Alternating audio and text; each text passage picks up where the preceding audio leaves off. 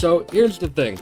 I did a big 2.5 hour long recording last night. I was going to make a few episodes out of it, and it was going to be great. We had some good times, did some cool things, got some cool content put away. And then I realized I had my video capture turned off the entire time. So here is my super shitty paint sketch of what happened. Please feel free to skip this video. I completely understand. But for those of you who want to have at least a vague idea that a 2-year-old could understand of what happened in the last video, I'm gonna do my best.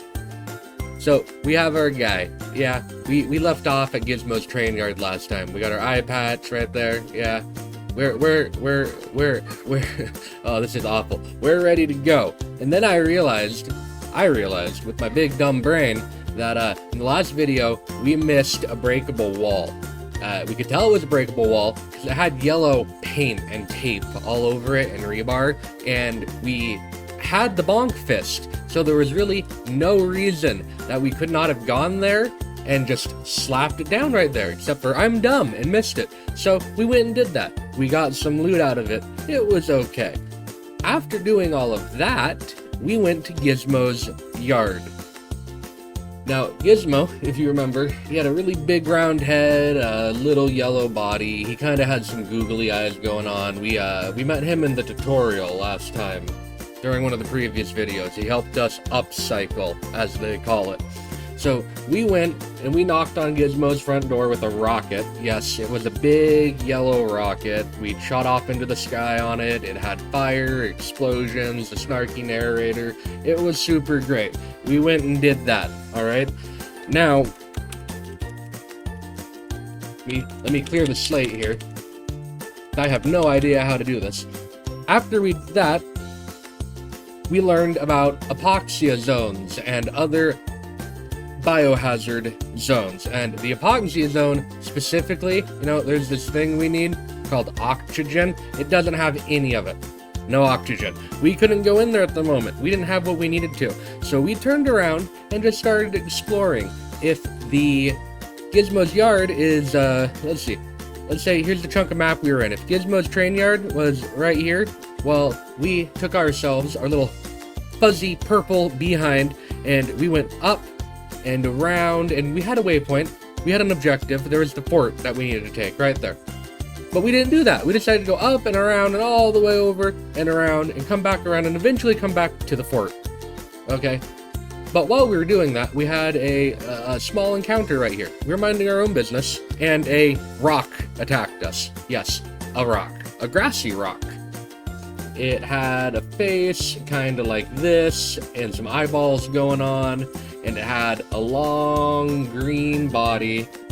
I know it sounds like a snake so far, but it was a rock, trust me. It had like kind of pointy spider legs going on and all fuzzy. It would roll up into balls and charge at us. It was pretty fun to fight. I was really excited about the enemy type and wanted to know more about it. But we don't get to see any of that, because I'm an idiot. A little bit further along that same path that we took, there was the rock monster right here. We had another encounter that was actually super exciting and would have been super cool to show everyone. And what we ran into was a goat. Now, that might not seem too impressive, but it was a black goat, all right? And he was being attacked by this horrible, oh yeah, no, that's a goat. This horrible wolf creature. And we fought the wolf creature off, and the goat decided he really liked us. By the way, this goat had, like, super red horns. Super red. So, kind of like this demon-looking goat, but he has a white poof tail. The white won't show up right here. I don't know why I'm bothering, but he had a white poof tail. We got ourselves a cool mount. Awesome, right? Yeah, great. So, we kept on riding that goat, and we're going to use red for the goat. We took the goat up and around and over here. And there was a little destroyed electrical plant. Right here.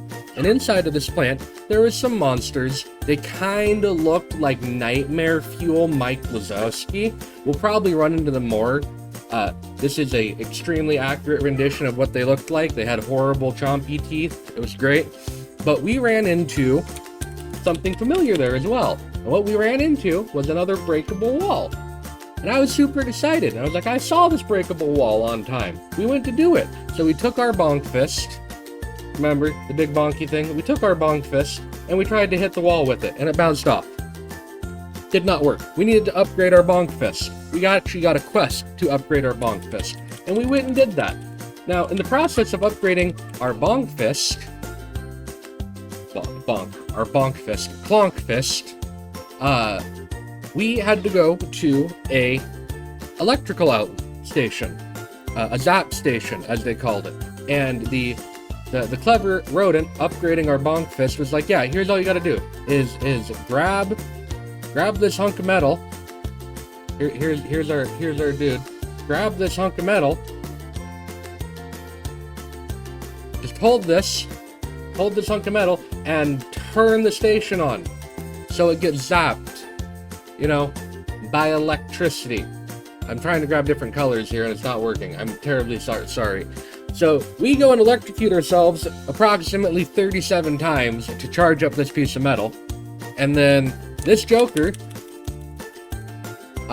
all he does is we bring the clonk fist back to this guy.